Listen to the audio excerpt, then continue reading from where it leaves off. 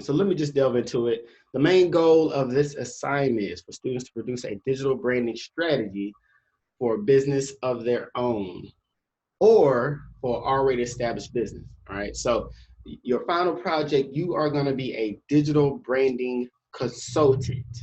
Okay. A digital branding consultant, either for yourself, right? Starting your own business, or for a company, a restaurant, a store, something that already exists, right?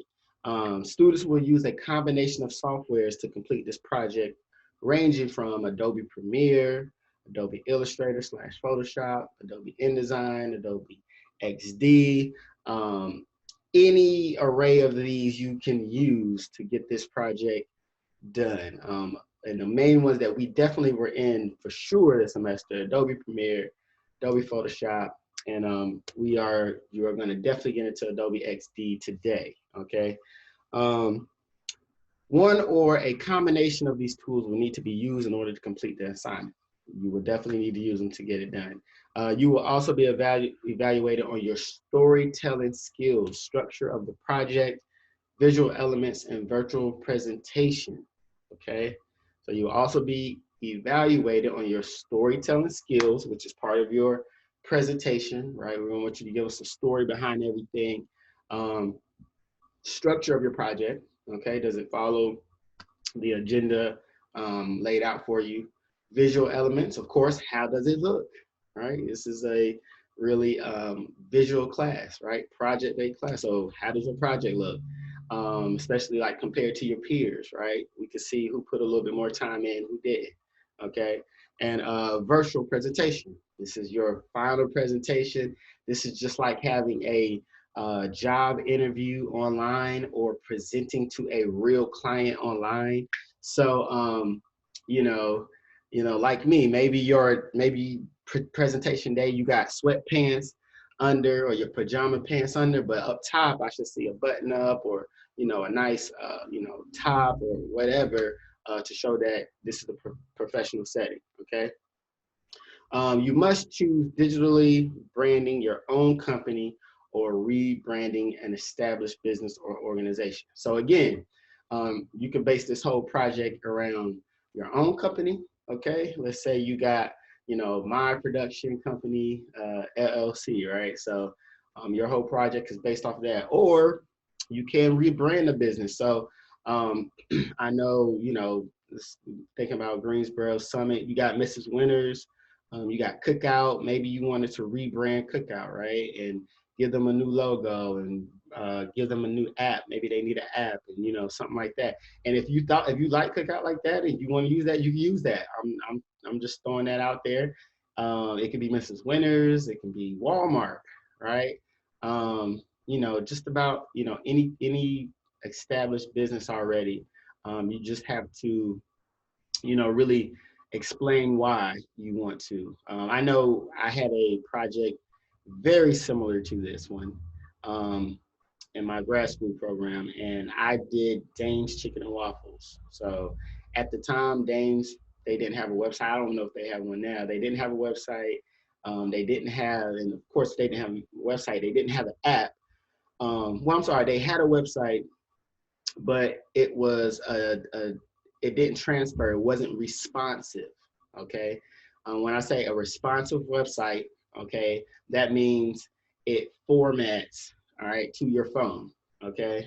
And it's more user friendly, which you'll see today as well.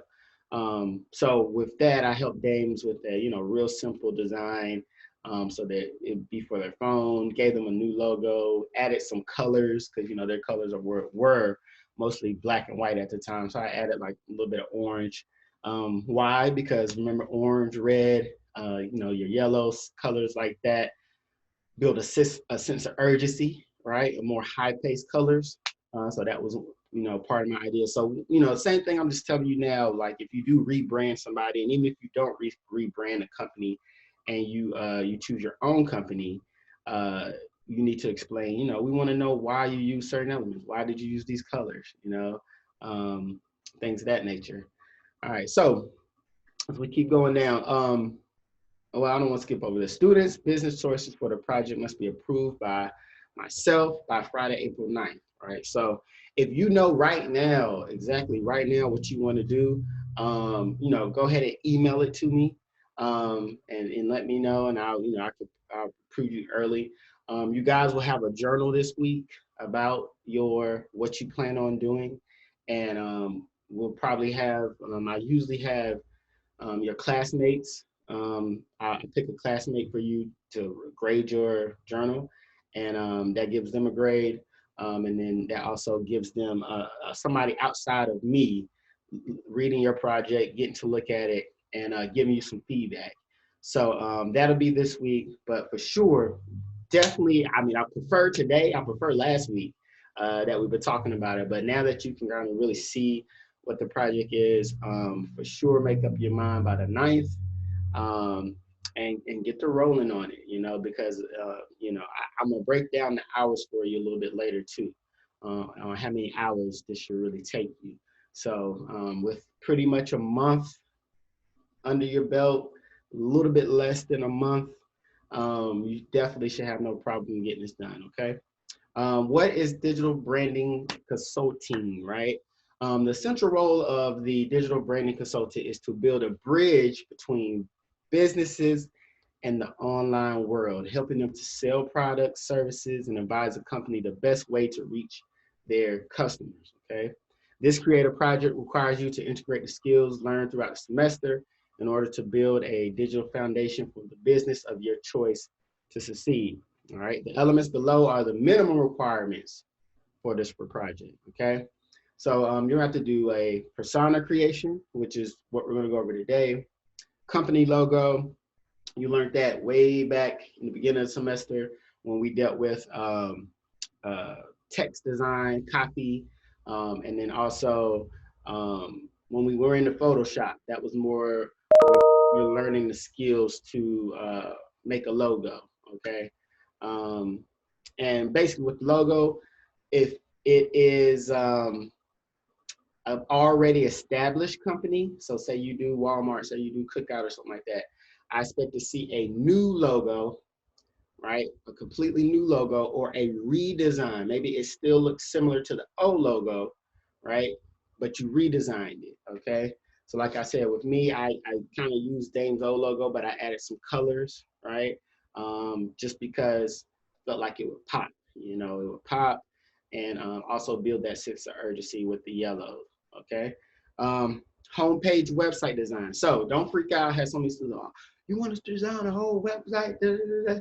No, just the home page, and not only just the home page, above the fold, okay? Above the fold. Does anybody know what above the fold mean when we talk about websites? Does anybody know what above the fold means? Or can somebody give me a guess? What do you think when I say a home page website design, but I only mean above the fold? What do you guys think that means?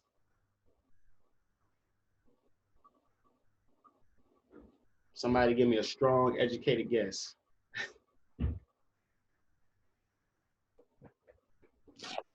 Probably just literally the top part of the website page. Boy, you a genius. Yes, that is exactly right.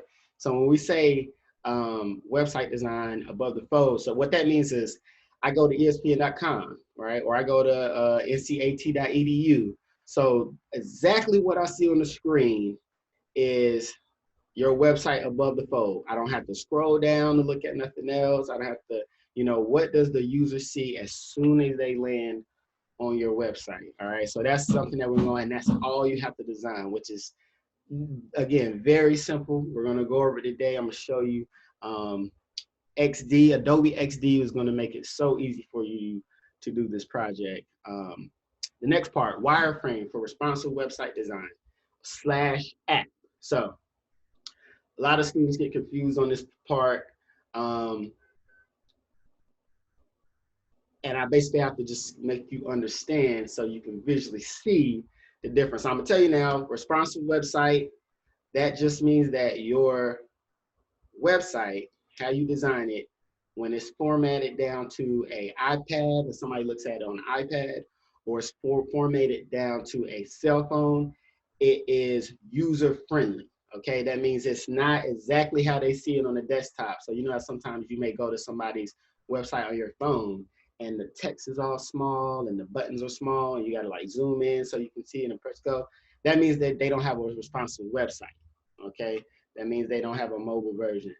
So when you look at websites, most websites that are responsive, they kind of are designed like an app. So that's why I said also you can do an app. And depending on the business that you have, maybe you're specifically calling it an app. Like this business, because of the audience they're trying to reach and the niche that they're in, this needs to be an app, right? And then maybe you're like, well, you know, I designed mine, but this isn't an app. It's just a responsive website. Okay, they're pretty much the same thing. For when it comes to designing, they're pretty much the same thing, but they can have kind of like two different functions as far as app and your website. Okay. Um, okay. The last part. So get more into the visual part. All right. Either you can do a video, audio, visual story, or a podcast. Okay. Only one required. All right. Only one required. So we delved into each one of these this semester, okay? Video, I didn't have you guys like turn in the video. That was more like the podcast, or you could do the picture story, all right, which is our audio visual here, or the podcast. So any one of those three elements you have to place into this project, okay? On those three elements. And then of course, to sum it all up, your virtual presentation, you present this all to your classmates in a professional manner, right? You act like this is, you know, the best job, the job that you're gonna try to get. If you get this client, you know, they're paying you $8,000 a month. So we want you to come ready to present, okay? Elements to remember: using your skills in graphic design, editing, video, and recording. You will need to keep in mind that the elements of good design throughout this project. Get creative, okay? Get creative. I'm giving you the chance to, whatever business that you have, if you got a little slack, maybe I could do this. Go ahead and do it now. This is a good time for you to make a concept of that, okay? Have you ever imagined having your own clothing brand? Have you ever imagined having your own shoe line? Have you ever imagined having your own podcast show? Now you can, right? With this project, you can do that and base your whole project around it. That's another reason why I would say, you know, whatever you guys, as far as the podcast assignment I had earlier in the year and the things that we were working on, you know, I was telling you to kind of make that into like what you want to do for a project, or is that the business that you want to do, because you've already kind of started some of the elements of the project, right? Yeah, now you can. And you are the producer and designer. Is there a company that you think needs a rebranding? Okay, so like I said, you know, I did Dame's Chicken and Waffles when I had this project. You know, but you can do any company that you feel like I could do a rebrand, right? So now you can make Victoria's Secret pink, you can make it blue, right? Maybe you feel like, oh, Victoria's Secret needs a man line, and I'm gonna give them the blue line, and da da da da da. You know, you could do that. That's what I mean. You know, kind of be creative, think outside the box, right? As long as you are able to explain the reason and strategy behind your changes, you can do whatever you want, okay? And, you know, really think about this. If there's a company that you really want to work for after, and maybe like, maybe I can rebrand them and, you know, present this when I have an interview with them. That's great. You're thinking ahead, okay? So things that will be graded, things that will be looked at, things that we talked about all year. Text hierarchy, right? So when you're designing, you know, think about what's important, what text should be bigger, right? Is your content legible? Can we read it? Can we see it? Strategic tactics, okay? Why, again, going back to the colors, why did you use these colors? Why did you place this here? Do you have a call to action? Okay, you know, all these things, okay? Colors used, right? Music or sound effects, clear subject or goal, okay? Clear call to actions, all right? Call to actions mean things like click here, right? Shop now, download, you know, like what do you want the user to do when they come to your site? Um, Fonts used, why did you use certain fonts, right? And do you have a beginning, middle, and end in your audio or your video or your podcast, right? So all these elements, all these different elements will be, um, you know, talked about and looked at when I'm grading your projects, okay? So before we go on, any questions? Any questions? Any questions about the project right now? It's gotta be. I'll always have some questions about the project. Any questions? None? Everything's pretty clear? I'm about to go over it now, like physically, instead of just reading it. But any questions that just pop into your head right now? Okay, I got a real smart class. I love y'all. So this second page just kind of goes into some tools that you guys can use. You got your YouTube audio library. I got a video of persona creation, examples of creating a logo, homepage, web design, setting up wireframes and InDesign, and designing podcast cover art. So everything, all the elements, I got videos attached to your final project agenda. You know, so yes, final project. We're at the end. All right. All right. So let me go over this real quickly. So last week, I'm going to go through this real quick. Last week, we introduced ourselves to video, UX design, UI design, and social media. So this is really more of like the getting into the final element of your final project. All right. So I'm gonna kind of skim through this real quick. So before I move on, somebody tell me what's the difference? What is UX design and what is UI design? What is the difference between the two and what are they? One of my good students who took notes last week. UI is user interface, and UX is user experience.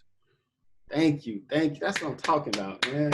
That's what I'm talking about. That's exactly right. UX is user experience, okay, design, and UI is user interface, okay?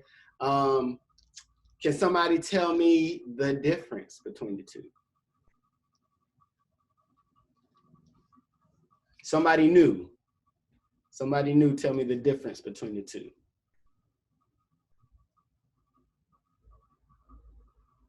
Another student that took great notes last week.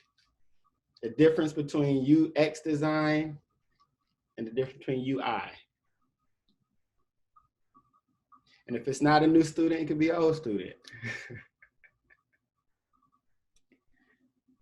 Anybody, we're not moving on till I get an answer. Who wants a class participation grade? Anybody know the difference? Anybody know the difference? Anybody know the difference? So nobody took notes last week. Nobody knows the difference between UX design and UI design. Can't nobody guess. Does everybody sleep?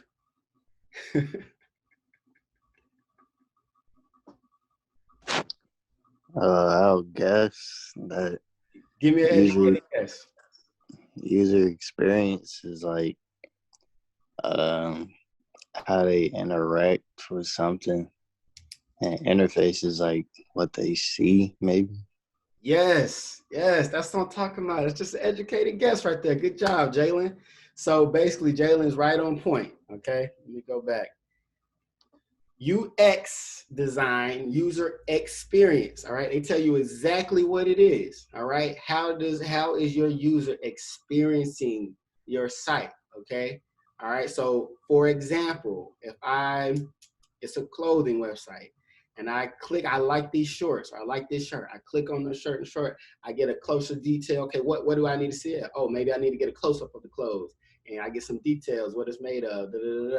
Okay, then I want to buy. Okay, what button do I click to buy? Okay, and then where does that take me? Or You know, if I don't want to buy, I don't like it, how do I go back? Do I just got to click the logo to go back? You know, those are the experience, right? Now, interface is literally what it says. Interface, or like I said last week, in your face, okay? So if you did not answer the question that I just asked, you need to be taking notes right now, all right? You need to be taking notes right now. UX design is user experience design. This is part of your final project. UI design is user interface, okay? UX is how do you experience, right, your platform, okay? Where it takes me here, how do I go that?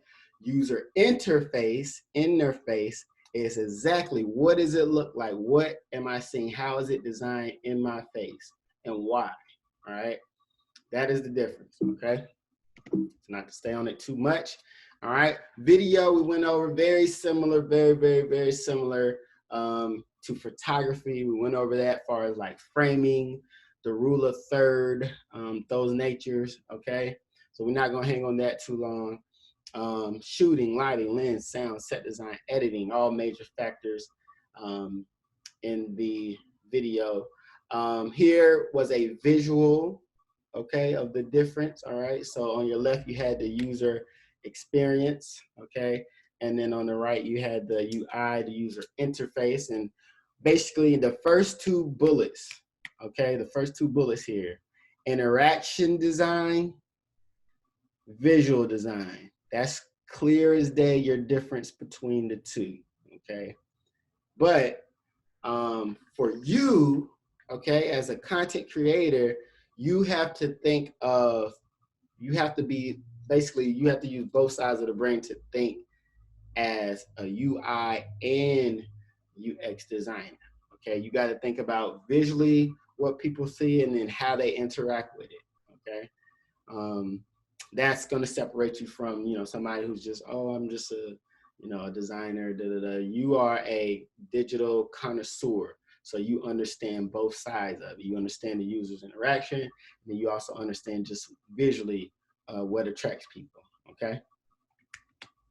All right, wireframing, which we're getting into today, okay? And which is the last part of your, you know, project as far as designing the responsive website or the app, okay? So wireframing, what we're gonna get into today, and I'm gonna show you in XD.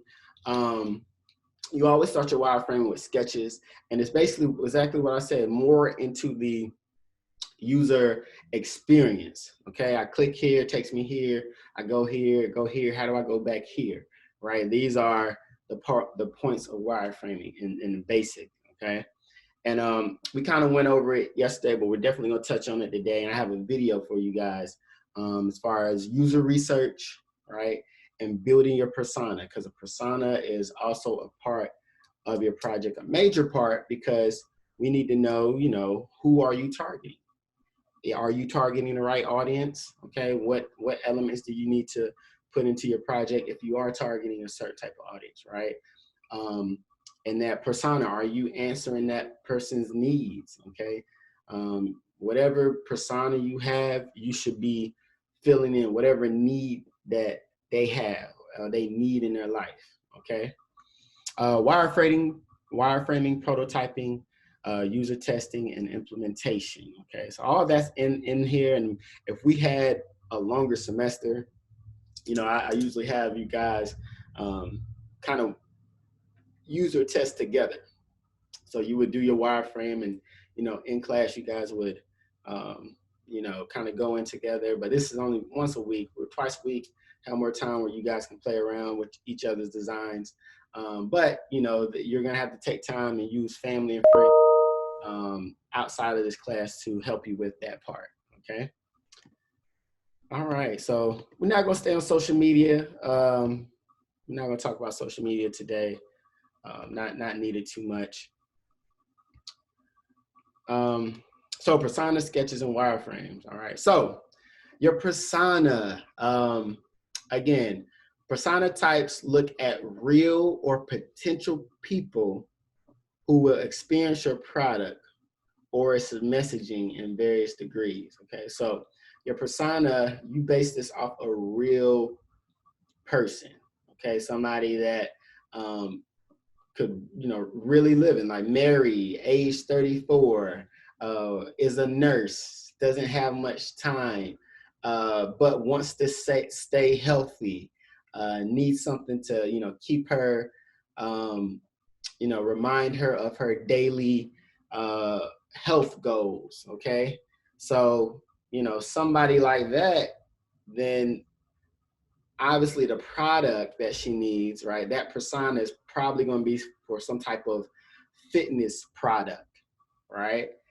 Because her needs are fitness needs, okay?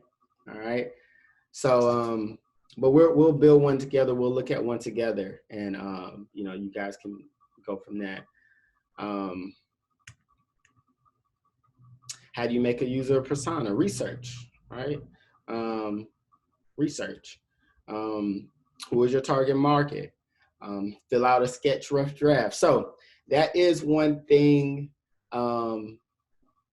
that you guys will be expected to do, and it doesn't take long. Basically, I will have, and you'll see, I have this final project checklist for you, and the first half of the checklist is just sketches, right? Just turning in sketches, which will be like next week. Not hard. Scribble on a pad, kind of your ideas about it, what you think a persona may be, what you think your logo may be like.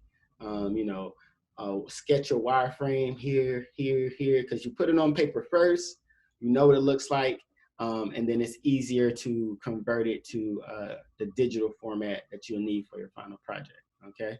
So sketches are very important. Right here, this is like a final persona. All right, this is an example of a final persona. This is kind of how I want you to design yours, okay? All right, you are skilled in your Photoshop, so you can definitely create your own persona very similar to this, make it look clean. So if we talk about this one here, we have, is her name on here? Alex, yes, okay, so Alex has been enjoying many different water sports since she was a child. Water is her element and can't imagine living too far from the ocean. Alex works full time, but it's crucial for her to stay active every day, okay? So Alex needs one place to check weather conditions for different activities and nearby location. Alex plans her activities on a daily, weekly basis, right? Alex is familiar with weather terminology, but needs a quick, intuitive way to analyze data. Alex is very mobile and needs to have an overview of different locations within a 1 hour drive. And her activities, you know, water sports, kayaking, having to check many different apps and forecasts to plan her activities. That's a pain. Weather apps look dated and unattractive. Another pain, wasted time due to inaccurate weather conditions. And then Alex finds advertising not relevant to the information annoying. So just off of her needs and her pain points, what type of app or service do you think Alex needs? Based off of Alex's needs and goals and her pain points, right? The things that she doesn't like, what type of product does Alex need?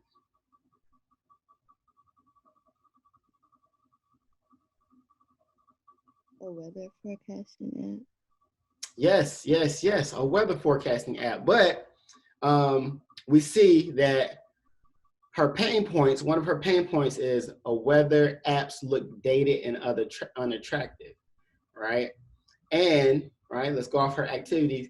Alex practices many water sports activities, surfing, kayaking, So not just a weather app, right? Because she has those, but she's looking for something that's more like a sports weather app, right? Or like a exercise weather app, which is more low, you know, maybe it's dumbed down a little bit. It's, you know, maybe it's not using like, you know, real like weather terms. Maybe it's just dumbed down to, are you trying to ride a bike today? Today is good biking weather because it's blah, blah, blah, blah, blah, blah, blah, blah. Or today is good kayaking weather. The ocean, the waves and the water is treading lightly, and so more of a specific active type app. But you see how we can kind of formulate what she needs based off the persona. So that's how you want your persona to be. You want somebody to be able to read your persona and kind of get an idea of what your service or product is. Okay, good job. Thank you for answering that. That was very intuitive. So what are sketches for? Which is basically your next assignment is going to be your sketches. Rough draft, right? Get your ideas on paper. Sketch your logo. Sketch your web design. Sketch the wireframing, right? Put it on paper. If it's notebook paper, it don't have to be fancy, right? Just sketching, right? And then, like I said, wireframing, user testing is the best. Once you get to your wireframing part, if you could, your roommate could sit down and go through the wireframing for me, your mom, dad, brother, sister, whoever, at least one time, knowing that somebody else understands the flow of what you're designing, as far as like when we get to the wireframing, is great. Okay, that helps a lot, because they can like, well, I went here, but how do I get here? And then you're like, oh, I didn't put that there, or it's not clear that you can scroll down or go left or right. So always having that implementation and that user testing is great. Even when in real life and the digital agency I work for, a lot of times when we're launching huge websites for big companies that got like thousands, like Harley Davidson had thousands and thousands of motorcycles, and we had to go through before we made it live, and each person on the team really go through and check that this button worked, and it went here and went here and went there, and we all drew all that down before, and then even after you make it digital, testing again, make sure that everybody went, okay, this is confusing, this didn't take me there, this page didn't work, things that nature. So testing is always a reoccurring thing in the industry. Okay. Wireframing, okay, same thing. Big part of UX design, big part of UI design. I will be giving you guys a email with some blank phone designs, and you can go in, and that's where this is really more so where you'll be using your sketches. Okay, we want you to sketch it first before you get into Adobe XD. I'm getting into Adobe XD today, but I want you to sketch it first. I will be sending an email, with these basically these wireframes for you, so you can do that part through sketching. Okay. All right. So let me go ahead real quick. I'm gonna run this video back because we watched it last week, but maybe some of you have missed it. Maybe you were taking a little nap during the video, but make sure you take notes now. This video real quickly in 60 seconds, so you ain't gotta pay attention long, tells you the difference and kind of explains UX and UI design, okay? And then the one after that we're gonna watch is basically kind of going over personas and everything. And then I'm gonna jump into Adobe XD for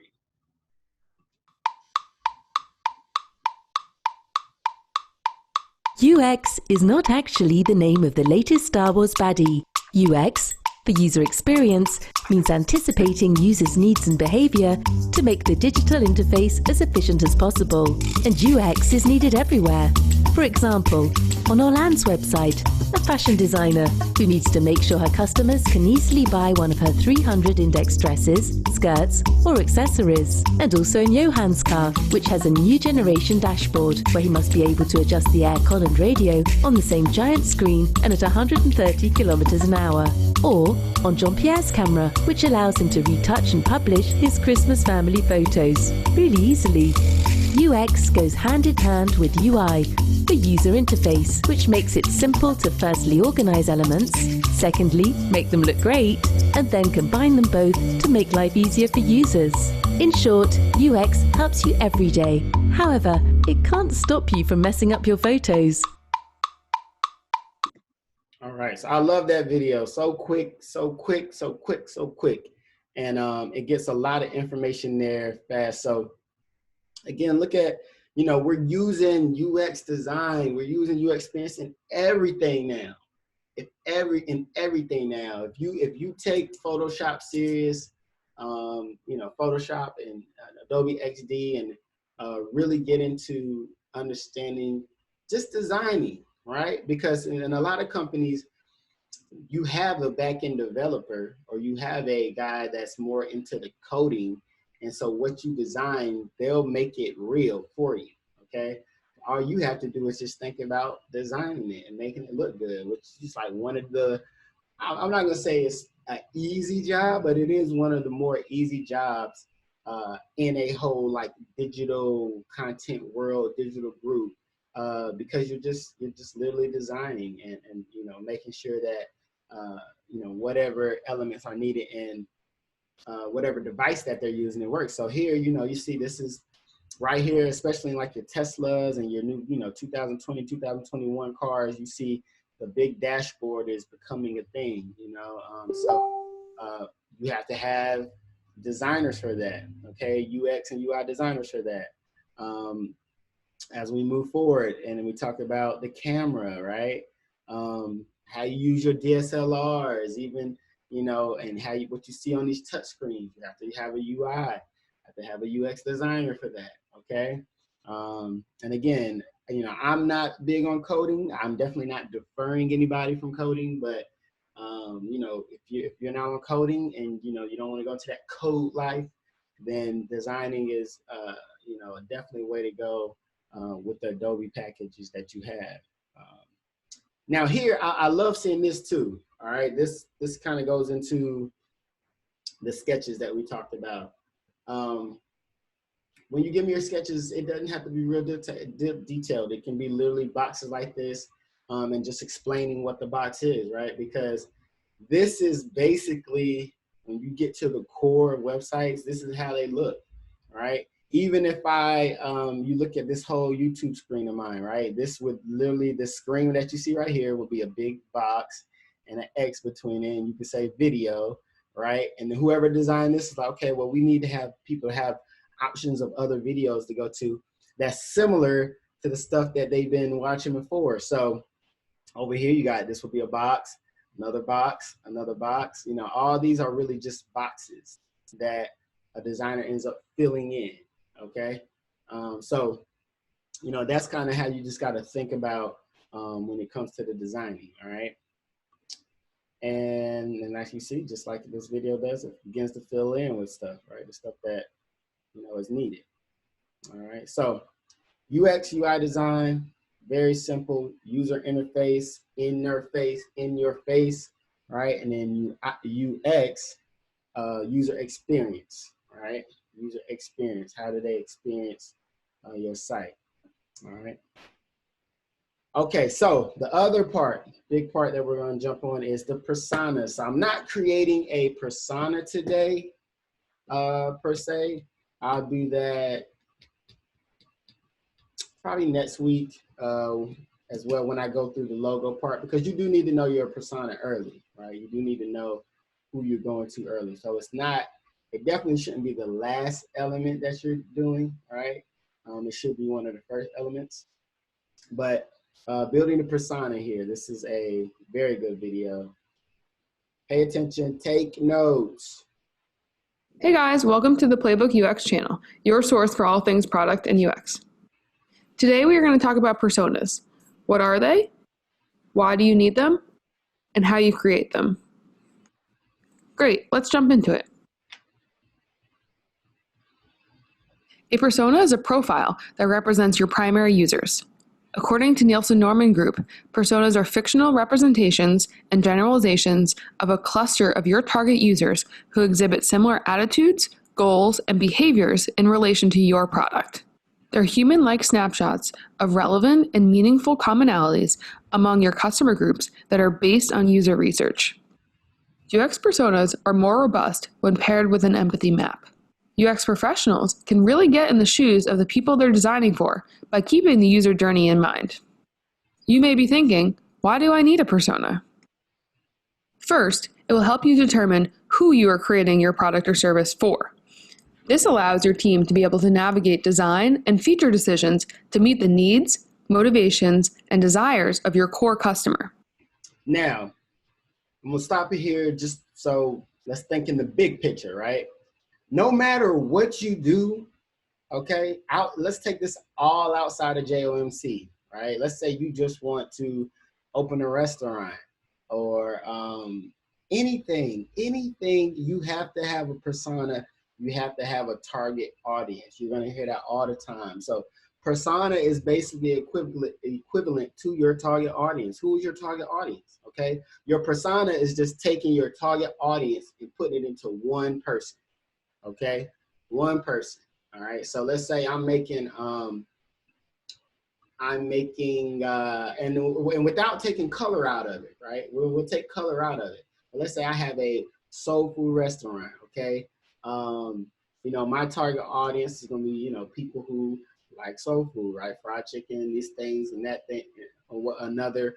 So if I'm thinking about that, my target audience, I gotta think about where can I reach them? What Instagram pages, where do they normally be at? How do I market to those people? What side of town do they stay on? What TV stations do they watch that I can market to? Or, no matter what your business is, no matter what you do, you starting a podcast, a nonprofit organization, who is your target market? So you take your target market and you put it into one person. And like you saw in the other one, what are their needs? Like we saw with Alex, what her needs fit into the sports weather app that we were creating for her, right? That made sense, that she had something that was more sports weather condition rather than your normal weather condition, okay? Also, by creating a persona, you'll be able to settle disputes amongst the product and design teams, since you'll have a better way of understanding your primary customer's needs and expectations. There are two main types of personas: marketing personas and UX personas. Okay, so for your project, okay, everybody write this down. Everybody write this down. This part is key. You have two types of personas: marketing persona, okay, and a UX persona. So user experience persona and a marketing persona. For you guys, you can use either one for this project. I'm gonna give you a basic wireframe for your persona, like a face, blank, blank, blank, blank, okay? So your sketch, you're gonna put in and fill in the elements, okay? And it doesn't have to be specific, but long as the elements, I should be able to read your elements and get an idea of what your business is, okay? But there is a difference with it. So for this project, I'm not asking for a specific one, long as I can read your persona and tell what's going on. But this is key to know: marketing persona versus UX persona. We are going to focus on UX personas, which are created to help product teams empathize with a real group of people to understand their goals and aspirations. UX personas are created from various research methods and are used to drive product user experience. Marketing personas are based on market research from your existing customers, which is useful for segmenting and targeting. All right, I'm gonna leave this on the screen so that maybe you can take a screenshot or take a picture with your phone or write it down in your notebook so that when I talk about this next week, we can have a little bit more class participation and everybody can answer, okay? So two types of personas: marketing persona and a UX persona. So again, take a picture with your phone, take a screenshot, maybe write it down into your JOMC notebook, okay? The difference between the two. UX, help product teams empathize with a group of real people, okay? All right, so what are the goals of these real people? What are they coming to your website or your app? What are they coming to experience, right? What are the goals? What are the aspirations? If you get them there, what are your what do you want them to do? What are the aspirations? What are the motivations for them to stay there? Okay. As far as experience, how do I make somebody come to my website and by the things that I place on there, they stay on my website? Because it's just like coming into a store, right? When you design stuff, ideally you want them to stay on there as long as possible, right? Like TikTok, right? TikTok actually rewards creators when you participate and comment back to people that comment on your video. So I don't know if we have any content creators in here or anybody who's even thinking about being a content creator and making money online through creation. But I know with TikTok specifically, like they want you to stay on the app as long as possible. All apps, Facebook, Instagram, you know, Snapchat, everything. You know, it's just like walking into a store. Nobody that's selling something wants you to come in, look around, like, oh, this is nice. You know, and then walk off, right? People want you to come in the store, browse, and spend money, all right? So it's the same thing with TikTok. They want you to stay on there because the longer you stay on there, the longer the time on the app runs up, and the longer, you know, the more views they get, and that's the more money in their pocket. So if you're a content creator and say somebody, you know, you make a nice video and a lot of people commented on it, maybe you don't respond immediately, right? But TikTok loves it when you go back and you comment later because it brings people back to the app, right? So they see your comment, and maybe they go back and like it or whatever. Regardless, they have to open it up and come back, right? So the idea is keeping them there, all right? So marketing experience, all right? Market research from your existing customers, segmenting and targeting, all right? So this just comes from what kind of customers did we have before, okay? We've been going for business. What kind of people already follow us now? You know, and this, sometimes you don't know your personas exactly. You don't know exactly, you know, you may have a persona, but then you realize, wow, you know, a lot of middle-aged women are buying my product. Maybe I need to change my whole marketing campaign and segment and target, you know, women from 45 to, you know, 58 or 45 to 60 because they have been the ones that have been responding the most. So you change your marketing campaign based off, you know, the research that you're finding from your current customers, okay? So I hope everybody got your notes. I kept this up for a while so you can see this. Although it's tempting to create many UX personas, you should limit the number of personas to 1 or 2. This can be difficult because you may feel like your product users have so many different behaviors and motivations, so they should each have a different persona. However, a persona is a combination or aggregation of those behaviors and motivations, so 1 or 2 personas should represent the larger group. It's important to note that if you create too many personas, your team will lose focus on the most important parts of your core user group that the persona is meant to represent. If you have 5 personas, your capacity to keep all of those personas at the front of your mind while making decisions is too difficult. Your team will have a hard time referencing, let alone remembering, those personas on the day-to-day.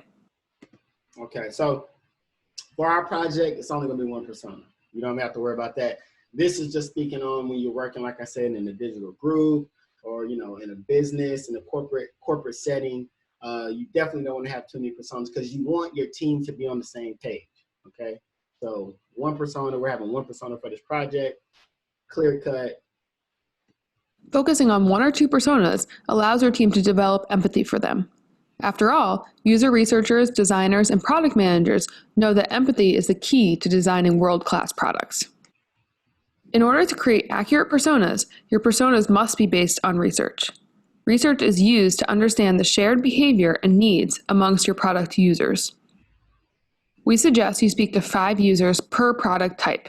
For example, if you identify that your business needs 2 personas, you should speak to at least 5 users for each persona type, so 10 users total. Ideally, you should conduct moderated research sessions. The benefit of moderated sessions is that you have a discussion guide to guide the conversation, but you also have the ability to sidetrack and ask follow-up questions to unearth relevant details. If your business doesn't have the time or the budget to complete the full research, you can always start with a persona that is based on assumptions, competitor analysis, or internal stakeholder interviews. So again, with our personas, once you get into your project, and again, you got a roommate, talk to your roommate about it, talk to your parents about it, cousin, whoever, run it by your friend, like, hey, I'm working on this project, this is what it is, blah, blah, blah, blah. And I count that, that counts as research, okay? Also your best friend, Google, right? Google, what's the average age of, people who run miles or whatever, depending on what it, what's the average age of, people that eat unhealthy? When do people start eating? So if I'm doing a soul food restaurant and I know that, a certain age, people really are more focused on their health, and I doubt that they're going to be eating there, which is most likely not true. But, whatever it is, you want to base your persona around research, right? When analyzing the results from the moderated interviews, you should look for overlap and patterns in personalities, characteristics, or traits that the participants share. For example, if you notice a couple of your participants mention they don't trust companies to protect their data and have recently stopped using social media because they're increasingly concerned with their personal security, that is a good data point to add to your persona. The goal of creating personas is to help the product and the business teams focus on the wants and needs of their customers. If used correctly, personas can help the team settle design and feature conflicts. While making these decisions, the team is able to focus on the wants and needs of their primary persona rather than their own personal feelings towards the design questions at hand. All right, so I'm gonna stop this video here. It's a 10-minute video. Great video. I'm gonna have it linked to your persona email when I give you the blueprint for your persona, a sketch. So definitely go back and watch the full thing. I'm gonna kind of skip ahead so I can go ahead and get into Adobe XD. I do want to get into Adobe XD like right now because it is the one element software that we really haven't jumped on yet. So I told you guys last week to download it so you can kind of walk through it in class with us. But if you can't walk through it today, that's fine. Just make sure you do download it, okay? And make sure you pay attention right now. Again, go ahead and take notes, okay? I'm about to walk through this piece of software, which is the software to go with. Now, again, you can use any software in the Adobe package that you want, that you guys paid for to make this project complete. However, there are certain ones that I delve into that can make this a lot easier for you. So we all had our About Me projects in the beginning of the year where you did your text and you designed it in Photoshop. And you remember Photoshop worked with layers. So Adobe XD is literally pretty much just like Photoshop. The only difference here is that it's laid out a little different, but it still works with layers. The same kind of buttons, the same icons that you saw in Photoshop are on here, right? All you have to do is go in and just play with this thing a little bit, watch a couple videos on YouTube, and it'll be easy to do. I'm gonna walk through it with you right now.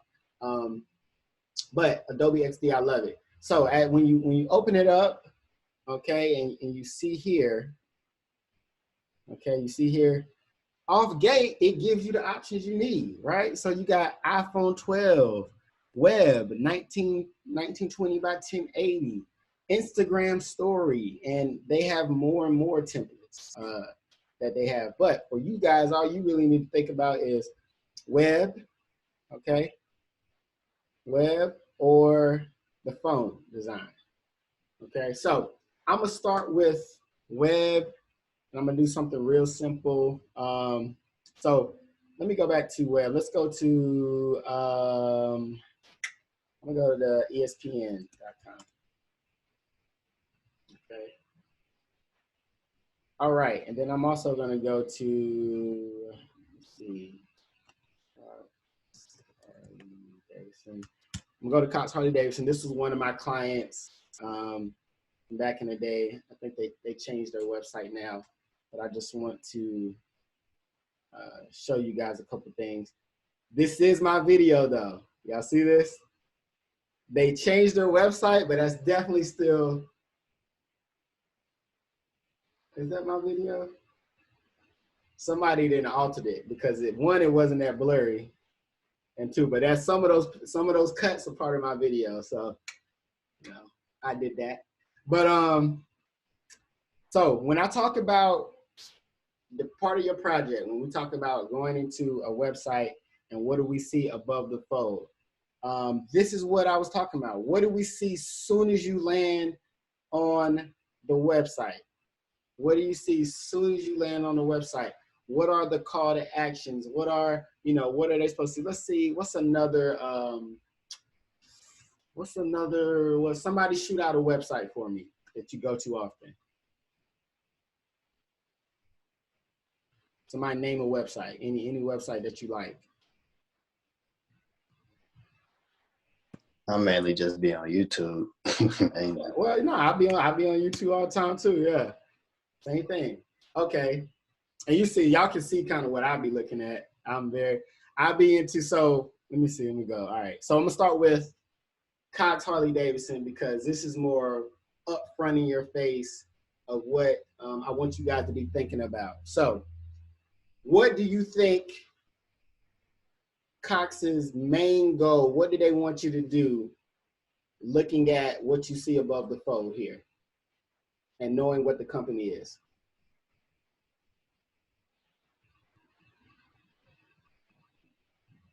What call to actions do you see? What CTAs do you see? A whole bunch of motorcycle stuff. Motorcycle stuff, that's true. So we know that Cox Harley Davidson is a motorcycle company, right? Right. So we see a lot of motorcycle stuff. As soon as you get on, you see a very interactive motorcycle video, right? It looks like people were taking classes. So that's good. That's good. The image of what they have. But what call to actions do we see? So when we say call to action, that means I want you to do something, right? Like your shop now or do this. What do you see above the fold? So that has to be what they want you to do if it's above the fold.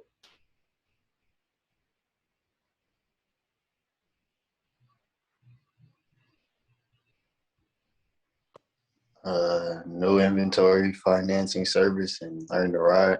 Boy, you're a genius. That's all. Thank you. Thank you. That's it right there above the fold. Above the fold, what you want the customer to do should be there. So this is Harley Davidson. More than anything, they want to sell you a motorcycle. They want you to buy a motorcycle, okay? So the first things that you see up here is new inventory. Let's look at the new bikes that I got, financing, all right? Maybe you already know you want a bike and you just want to go apply online and see, can I even afford this? Can I finance this? Service, okay? They probably got a lot of people that go to their website and need a new tire. They may need any oil change or whatever. And then last but not least, we still see above the fold, learn to ride, which I know what that is. That is their learn to ride a motorcycle class. So you can go there, take motorcycle classes, and then go to the DMV and get your motorcycle license, all right? So that is they got 4 call to actions above the fold, which means as soon as I land there, I see them. So those are the kind of elements that you guys want to think about when designing your web. And what we're going to do right now, we're about to do that right now. We're going to walk through it. So now responsive, the other part of this project is making sure that your website is responsive or designed like an app, right? So when I say responsive, that means, and I don't know if this website still should be responsive. We definitely had it responsive, but let's see how this thing looks as we narrow it down. So we go down about here. This is kind of like iPad size per se, okay? So nothing really changes. You see your menu still the same. We still got your call to action, but it's only 3 now, right? So that's why it's important you make sure you have, your key, the main ones that you want up front. And then let's narrow it all the way down to phone size. So let's see. Okay. So they didn't change too much. Okay, we open it all the way up. So what we lost here in the navigation, we lose the phone number. We kind of lose the map. We lose all this extra stuff in the navigation at the top. You guys see that? Department, rewards, news. We're going to lose that when we drop it down to your phone size. Okay.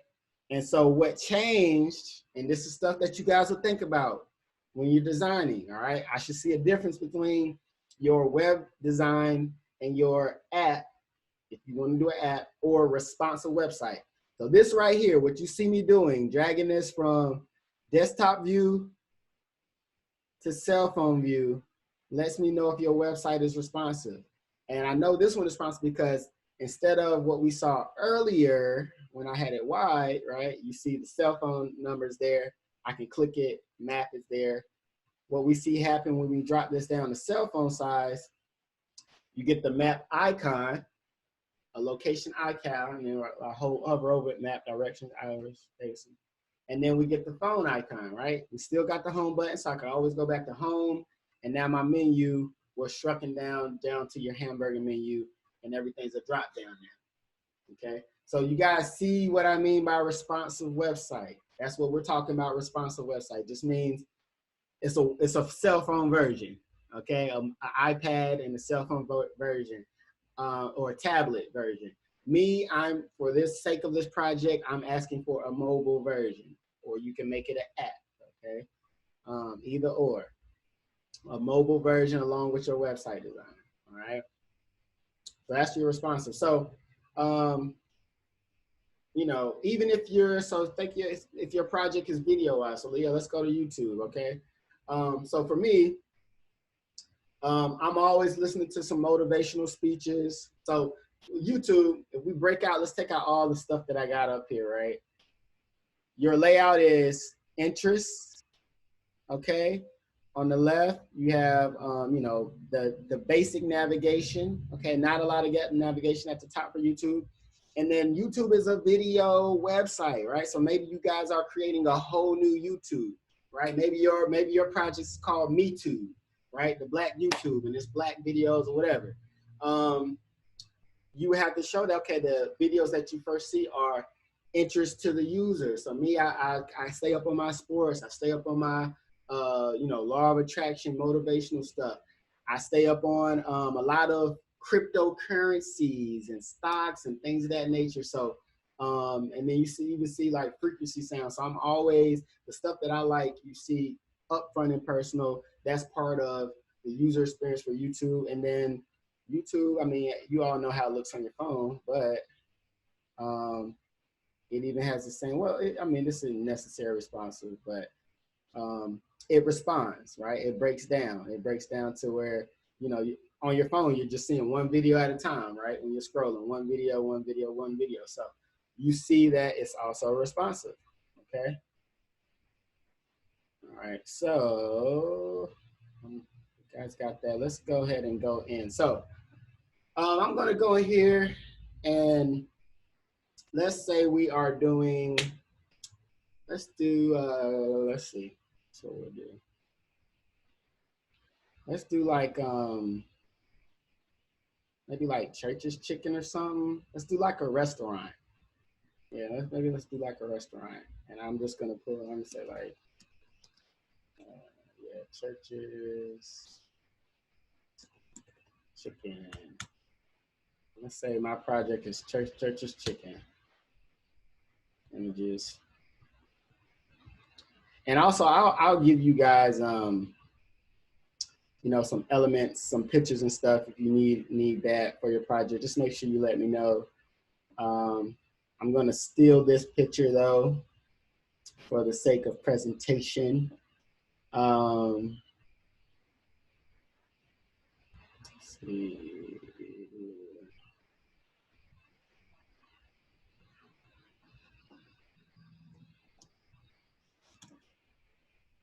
All right. So I'm gonna save that picture. Now, for those of you that like Church's Chicken, you can see it right here, all right? From this picture, and now we're going back to like your first element in the project is, say you're doing a redesign, okay? Say you're redesigning another company. So we see here, this church's, you see your colors of the logo are red, orange, red, orange, blue, yellow. What we talked about, those more active colors, right? But it looks like they did a redesign to what we see here, and they went more with the yellow, gold, blue type feel, right? It looks cleaner. Like, to me, it looks cleaner, even though, we always talking about the red being like action color. The blue looks a little bit more cleaner. I do from this box. I mean, do you guys get a different feel from, this box to this box? Look at that logo. So companies, so again, if you don't do your own your own business, you are wide open to rebrand any company, okay? Any company. But let me get into this. Okay, so I want to basically start here. So the thing about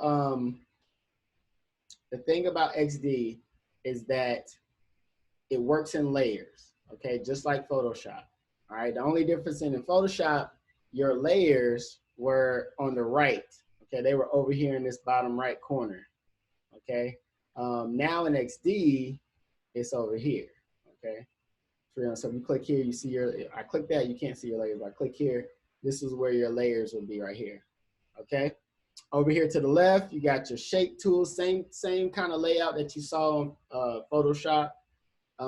Rectangle, selection tool, triangle, align, pen, text, artboard. A lot of these things, only thing you really probably have to deal with is like your shapes a little bit. I'll show you that. And then to manipulate them, you do what you do your text. So let's say I want to do a text, and then you adjust everything over here on the right side of the screen. Okay, so let's see if I can do this and make sure I haven't jumped in this in a little while. I should have did a test run myself, but let's see. All right, so let me go back. I just wanted to make sure I did that. I still knew how to import pictures because it's a little different from Photoshop. In Photoshop, you do place embedded. So here, all right, this is what we're doing. We're gonna imagine that I'm designing the web page above the fold for churches. Okay, so I'm gonna do File, Import. Okay, and then you should have whatever elements that you need for the project already saved. Import the picture. All right, now, so it comes out small. Just like Photoshop, you can adjust the size. If you hold Option, it'll make sure that it's even, right? Instead of one side being bigger than the other. So I'm just gonna make this big, okay? Like so. I'll make this a little bit bigger. A little bit bigger than it needs to be. All right, so you see it's bigger than the artboard if you just click out. So when you click your element, you see the whole thing, all right? And I kind of want it to be, like, maybe I'll put it here. Yeah, I'm gonna put it like this because I want my call to actions to be prevalent. All right. All right, so we got that here. Now, somebody, what do you think the main call to actions churches will want from a user? What are the main things a restaurant probably wants you to know or do? Call to actions for churches. What do you think what does churches as a company want you to do? Buy the food.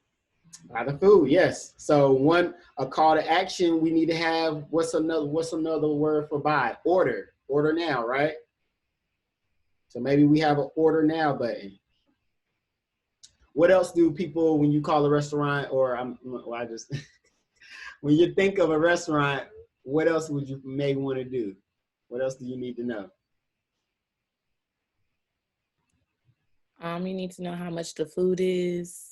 Like they normally have like different specials you can get or whatever.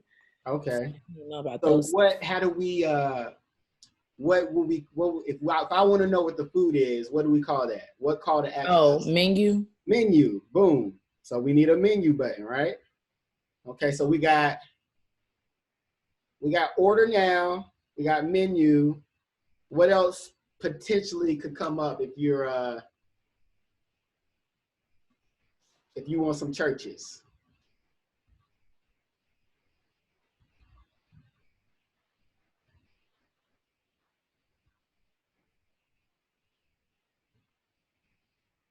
Where is churches in Greensboro? Where does anybody know?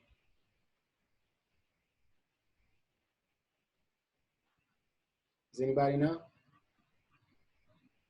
Nobody knows what churches is? Well, that means we need to have what? Call now or location, right? So maybe we have a location button, okay? Or not even that. Some places have like zip code, right? They'll have a place up there where you can put zip code, okay? And look, for the project, let's say you're doing a food company or you're doing clothing or whatever, if you're doing a clothing brand, go to Ralph Lauren or go to the Gucci website or go somewhere and see what call to actions they have, right? See what their website looks like when you land on it, all right? So I like it. We definitely want to have the menu up there. We definitely want to have, I wouldn't necessarily say location. Maybe we have an area where they can put their zip code in. And then the website, you see that all the time. You put your zip code in and then the website adjusts to your location. You know, maybe we got order now, right?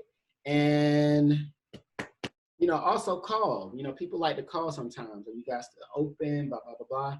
So what we can do is real quickly, hold you guys too much. So now we want to make some buttons. Okay, so I'm going to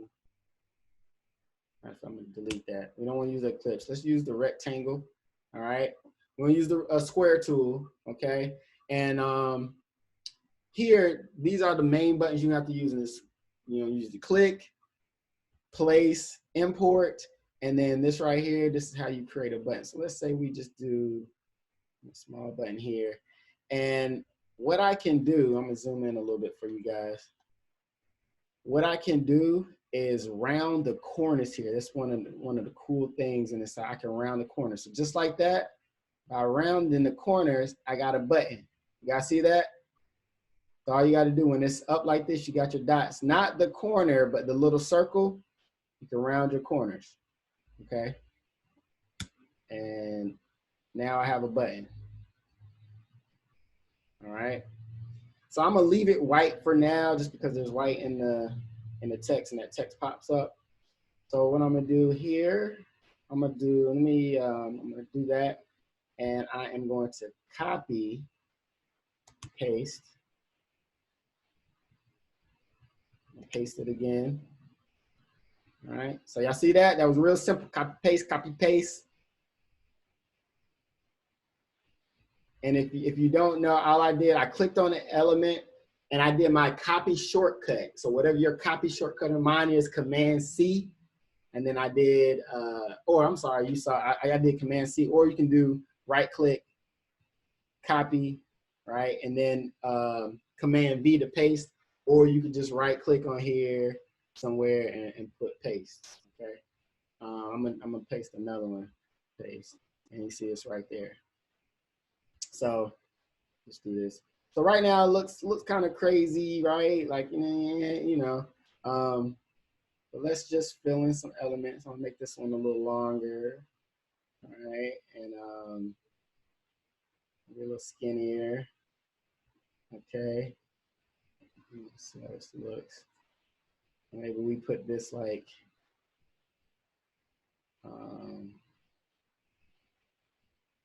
we put this here. Okay, and I'm gonna add some text. Okay, I'm gonna get a text box. All right, and I'm gonna do my text box here. Oh, I have my text box. Hold on. Make a text box. All right, so start typing. It's very low. Let me make that bigger. So you make your element. Now on the right side of the screen, this is where you can, resize everything. Let's do this like 40, 22, maybe like even 45. Okay, let's say find location.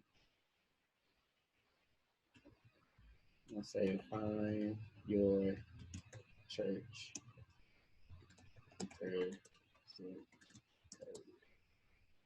Okay, so find your church, enter zip code. Let's just put that right there. Boom. All right, so now somebody come to our site, our church's website, they can get specific to wherever they're at in the country, right? Because churches is actually everywhere. There's churches here in LA. I was like, damn, I ain't know churches out here. I need to go give me give me that home church feel. But I know that they're closing a lot of stores, but they're everywhere. So find your church, enter your zip code, all right? Did everybody see how I did that? This has not been hard so far, all right? I saved the picture, inserted a picture. I made one square, okay? Rounded the corners of the square, copied the square 4 times, and I just made this square longer, okay? And then I made a text. Now, we want to see all the elements, okay? Let's go here to our layers. All right, let's go here to our layers.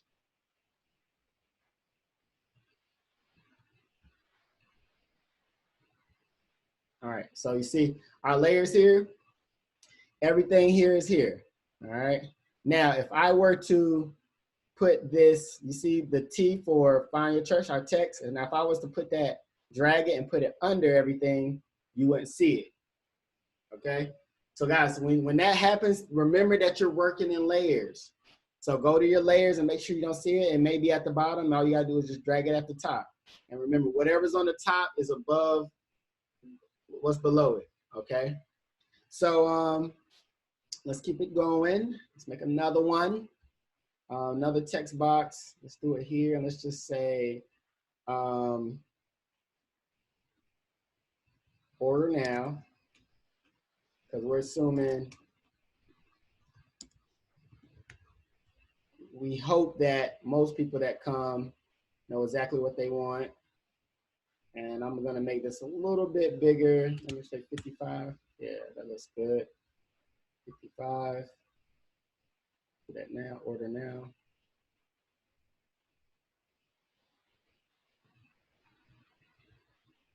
Order now. And what I'm gonna do, I'm gonna copy the order now. I'm gonna do command copy. I am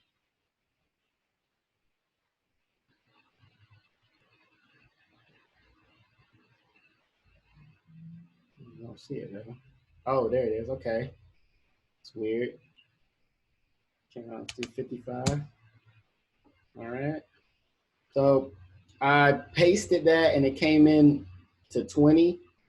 And what I got to do to just make it just the size of the square. That's all. Okay. All right. So we got to order now.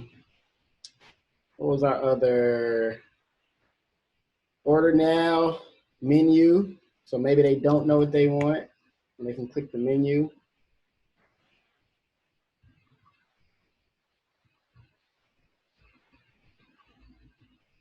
Okay. So normally you could do like, I could even do like directions, right? Or whatever, but order now menu. What we could do, just contact us, right? You can say call.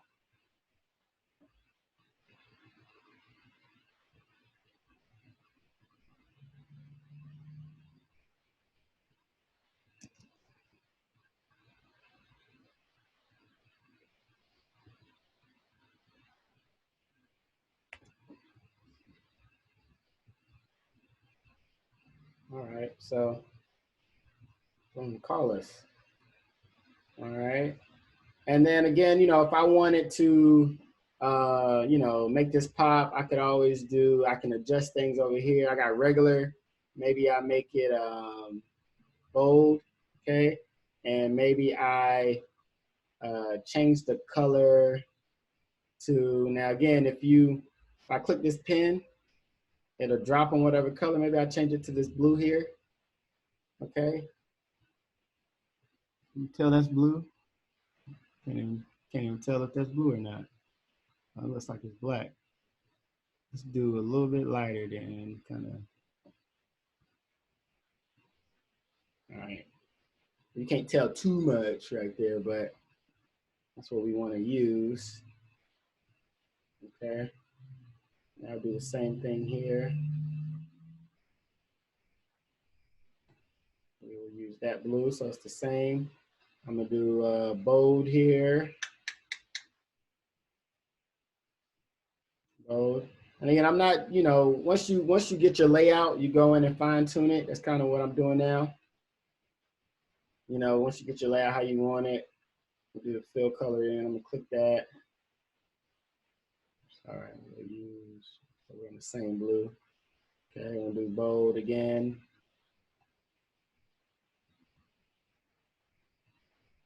Okay. All right, boom. So now we got something that's kind of looking like what could be like a website, right? And you can switch this around. I kind of don't like the spacing, right? It looks left heavy. So, you know, maybe I was to, you know, that's why I was like, I'll probably make this bigger. I would either, you know, adjust this a little bit.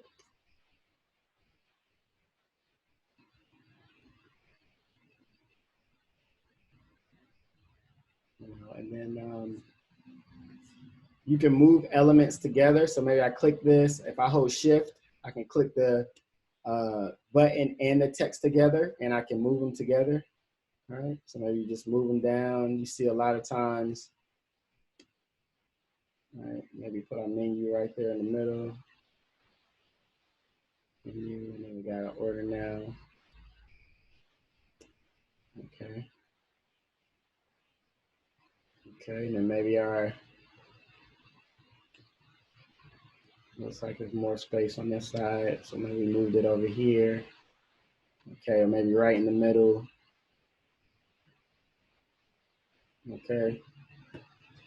All right, and then maybe we make this picture even smaller since we adjusted it like that. Okay, so that the logo isn't so prevalent.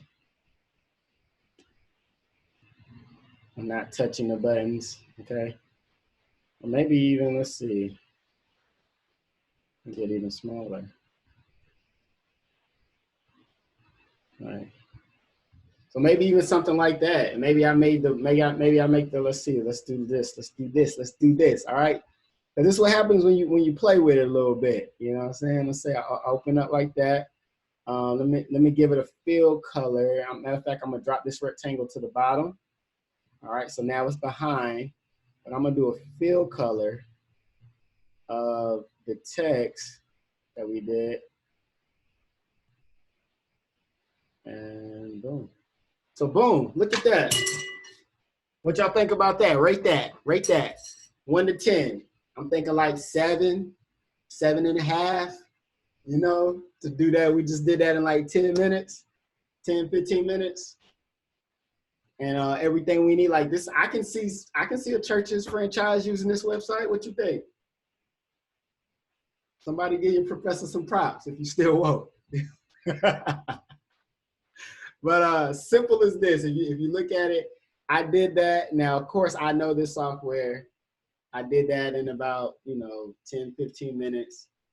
But you can see it's pretty easy, okay? And you can get creative This again, just basic. We thought about the call to actions of what a restaurant would need, right? You can call them. Hey, are you guys still open? Hey, you still got the okra special today? You know, you can look at the menu. Maybe you never went to churches before. You don't know what you want. What do they have other than chicken? They got anything else? I'm a vegan. What kind of size they got? So you can click the menu. Or you are a loyal chicken eating faithful. You want to order now, you can get straight to it, and you put your zip code in, you can find the location, okay? So this was the web design. Now, there's really no difference. And let me see, I'm gonna see if I can do it real quick. I'm gonna do a new one real quick before we run out of time. Show later. I'm gonna do a phone, okay? So we got your iPhone 12, and usually, I'm pretty sure we're about to find out. I can hold shift and copy these elements into my new design. Let's see. Yes! Did everybody see that? I hope you did. I hope you saw that. Please, I hope y'all was paying attention. Hope you didn't leave yet. So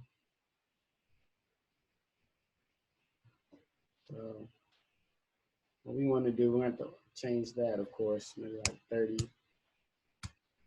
Okay, boom. So what you can easily do, what I'm doing here, is copy paste your elements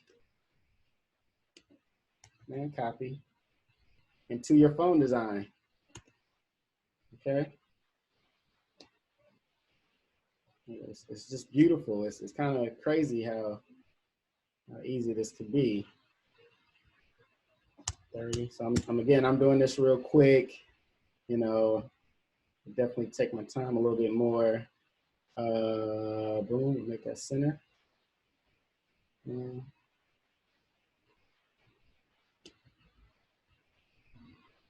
put menu first.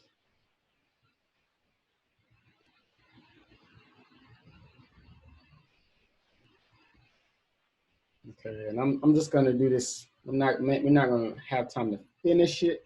The mobile version.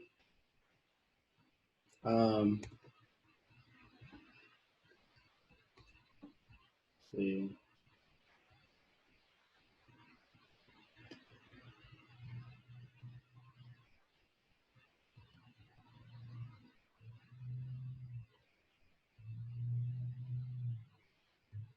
Okay, I'm just real quick. Now, of course, my churches is over that. So what we got to do is layer it up. We go to the layers. Oh. All items.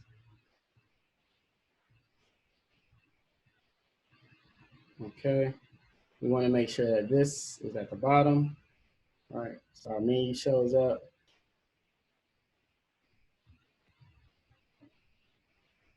So at the bottom of everything. Okay. Let's do our. We're going to even take our blue thing, paste it over here, put it at the bottom. And it definitely doesn't have to be this big now because our platform's not that big. All right, we're getting somewhere just like that. Now this isn't perfect. I'm kind of just running through it real quick, but my aesthetic eye does not let me keep it too sloppy. Okay, now maybe I can even get that last button in there real quick. Copy, go here. I'm sorry. Yeah, Carlos, okay. Put this down to 30. Boom. Oh, shoot. 340, that's not right. 30. Okay. And we'll downsize this bad boy a little bit.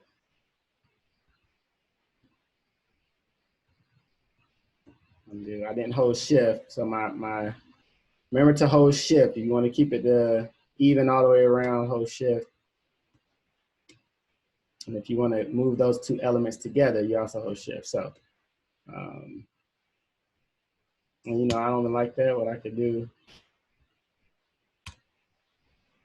what I'll do is just copy, paste that, boom. So now I just copy paste that. I know it's the same size circle. I know it's the same size button. And this is still a little off. I will move this over to the right. But just like that, I got a quick mobile design. You can also put a hamburger menu, but this is just an introduction to XD. Does that everybody kind of see what XD can do for you and how it can help you complete your project? That's it. This right here would be like the two elements that I'm asking for. A web design, okay, above the fold. What do I see as soon as I land? Okay, right? And they can scroll and there could be a whole, if you scroll down, there could be a whole menu under this, right? But when they land on the website, that's would be something they see. And then also here, menu, order now. Order now, we got order now twice, right? So let's just do it, call us. Call us. All right, call us. We want to hear from you. All right. So everybody see that? Any questions about Adobe XD? Anything that I did real fast that you didn't get? Any questions?